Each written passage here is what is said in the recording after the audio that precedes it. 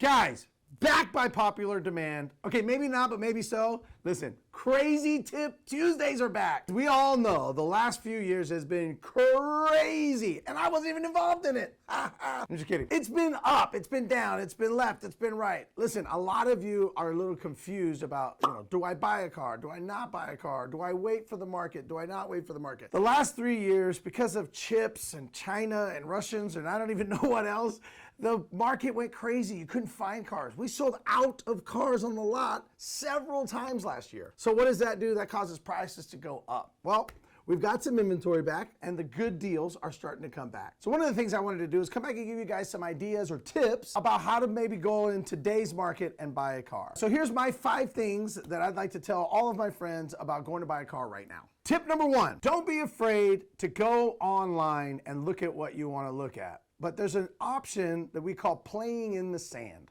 What that basically means is go find cars that you're interested in. Go look at the options that it has, the way it's made, but don't do it always on the manufacturer's side.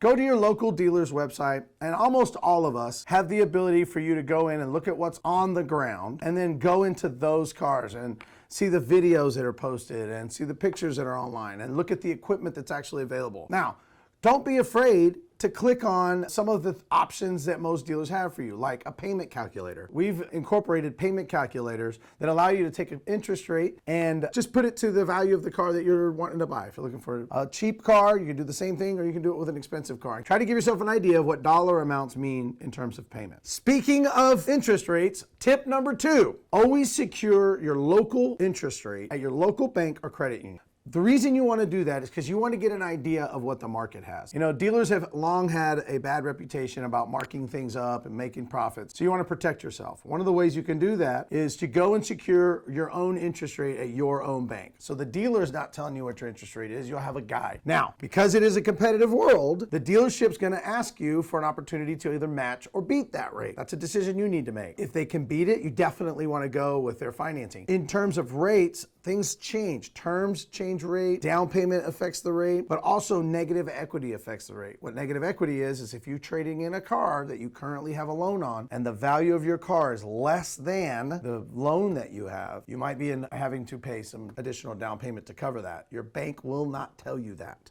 Tip 3, listen, in today's market, one of the things you need to definitely make sure of is that you are open to leasing. A lot of people don't know the value that leasing gives you.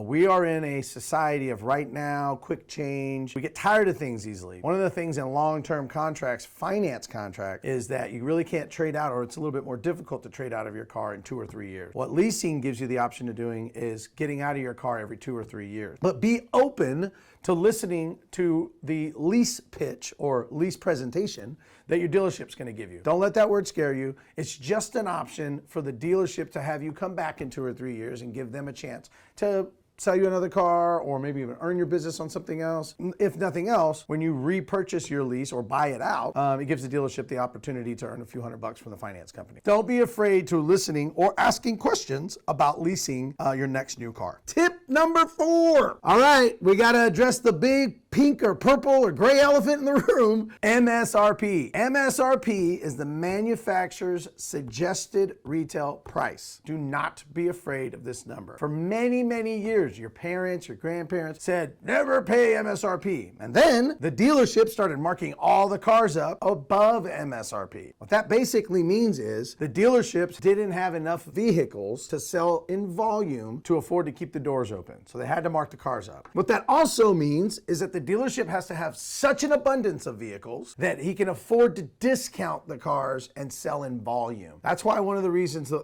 dealerships are always asking you for referrals or asking to come and trade it out is because they need to keep that repeat business going. Don't be afraid, if you're just looking for a regular car, to ask a dealer to sell it to you at MSRP or maybe a little bit below. But make sure that you understand that there's not tons and tons and tons and thousands of dollars to be negotiated, because you can look out right on the lot and see that they don't have car lots full of cars. Tip number 5. This is the most important. Be flexible. The dealership is not in control of all of the cars that are on the lot. Yes, we do order them. Yes, we do put preferences on them. But no, we do not control which ones get here. So the manufacturer is the one releasing the cars to us. So when you're looking for a vehicle and it's not exactly the way you went and equipped it online, be flexible with the dealership. Put your must-haves in one category, and then in your other category, put the things that you just kind of want. What that allows the dealer to do is be flexible with you to find the right vehicle for you and make you happy. Ask the right questions when you get to the dealership. I'm sure you're gonna find a good one. Hopefully it's us. Ask the right questions. We're always happy to answer them for you. All right, guys, that's this week's Crazy Tip Tuesday. That was my 5 tips on how to go into today's market and buy a vehicle. I hope they worked for you, and if you have any questions, please feel free to put them in the comments section or email me. It's on the website. Go to www.goschchevy.com and you'll find my contact information. I'm always open to you guys. I love you. And